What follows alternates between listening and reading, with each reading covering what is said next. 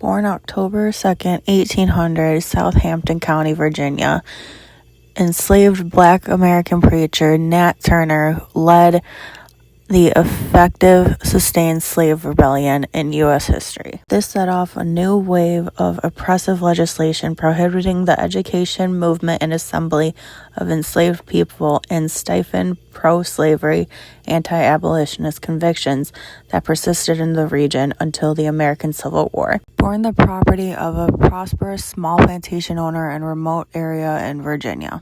His mother was an African native, transmitting her passionate hatred towards slavery to her son. He learned to read and eagerly absorbed intensive religious training.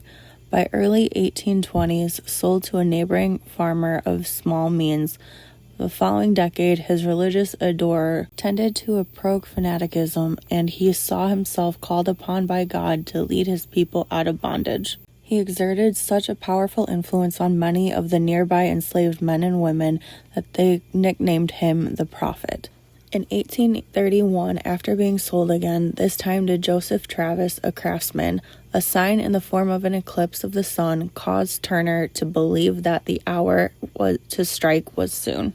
His plan was to capture the armory at the county seat in Jerusalem, Virginia, having gathered recruits to press onto the Dismal Swamp 20 miles east where capture would be difficult. August 21st, 1831, at 2 a.m., at the age of 30, with 7 enslaved people who he could trust, launched his campaign unaliving his slave owner, Travis, and his family in their sleep, then headed north, a bloody march to Jerusalem. In 2 days and nights, between 55 to 60 white people were brutally unalived.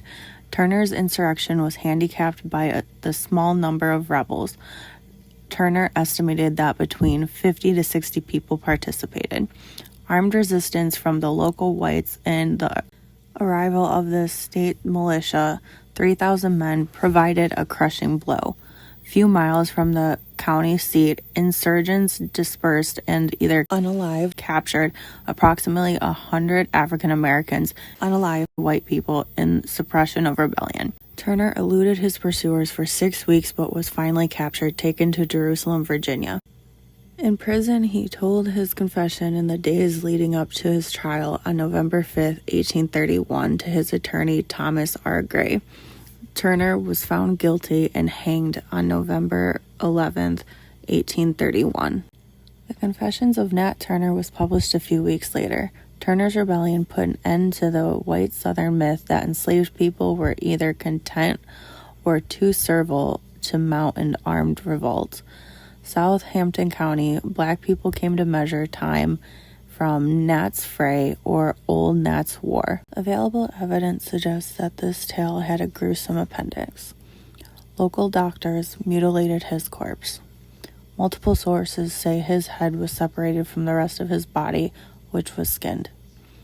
His flesh was made into grease, according to the Southampton Insurrection by William Dreary, a Southampton native who interviewed more than 80 white and Black residents for that 1900 volume, many of whom were alive during these attacks.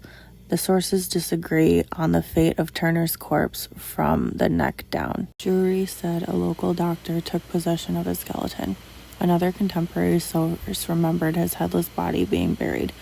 However, multiple theories about where the skull ended up, but one was believed to have been his is now in a laboratory at the Smithsonian National Museum of Natural History in Washington, D.C. After a weird detour in Gary, Indiana, scientists weren't saying what they found. In 2002, former mayor of Gary, Richard G. Hatcher, held a fundraising gala for a project he hoped to usher into fruition, the National Civil Rights Hall of Fame. That night, he unveiled the museum's centerpiece, the skull of Nat Turner. Hatcher received skull from 2 Indiana civil rights activists who themselves gotten the skull from a longtime school administrator in Indiana. The administrator's family kept it in a closet for decades. The family's patriarch was a doctor in Richmond, Virginia, in the early 20th century, and one of his patients was the daughter of a physician who was present when Turner's body was cut up. in 2016 held onto the skull well after the Hall of Fame was not happening. He agreed to hand over the skull to descendants of Nat Turner, cousins and two of Turner's great-great-great-great-great-granddaughters, Shanna Batten Aguirre and Shelley Lucas Wood. They turned it over to a ream led by Douglas Owsley at the National Museum of Natural History for forensic analysis. Hatcher passed in 2019. Owsley confirmed that the institution got possession of the skull but didn't offer details on the progress of the analysis or estimated completion date. Skull was in the museum's custody for more than 4.5 years.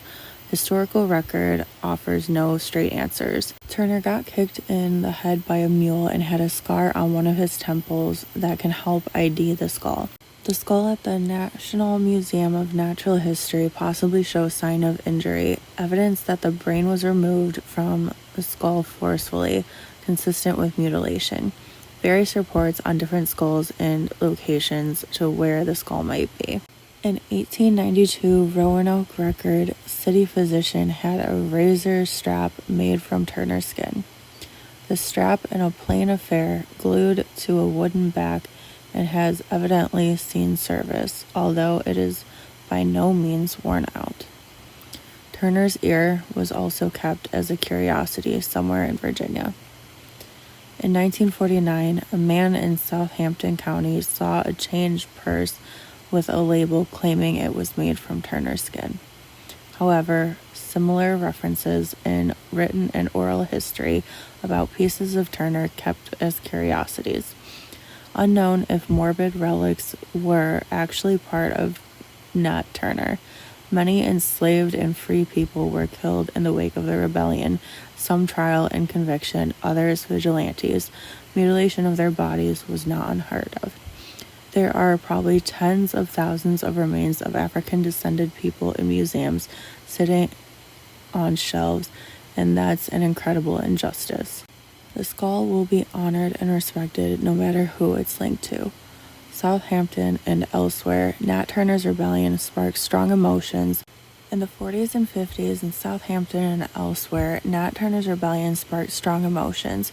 It was difficult to find residents who would want to talk to strangers about the event. A sign is erected by Turner's descendants to acknowledge the place where he concealed himself while hiding from authorities has been repeatedly riddled with gunshots. Other than the Rebecca Vaughn House in what is now Cortland, Virginia, the homes associated with the rebellion have been neglected, nearly fallen into ruin.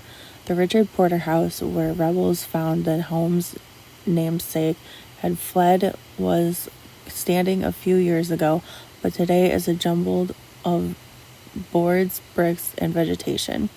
The Southampton Historical Society began a push to create tours years ago, walking guides in what is now Cortland, and official driving tours, an interactive smartphone app to assert where the history had been erased. In February 2021, Southampton changed the name of Blackhead Signpost Road to Signpost Road to highlight the name's unsettling origin. The past should not be forgotten. Aguirre, Turner's fifth great-granddaughter, said that examining history, uncomfortable as it may be, serves a common good. We should be able to talk about the events that have been the foundation of our country's continuing evolution. If we are encouraged to face the truths of our past through certain events that capture people's attention of imagination, if it pushes people to learn and understand history, that's a good thing. Thank you for watching day 4 of Black History. If you like this video, please follow for more. As always, be kind and do something that makes the world a better place today, tomorrow, and for the future to come. Have a good one.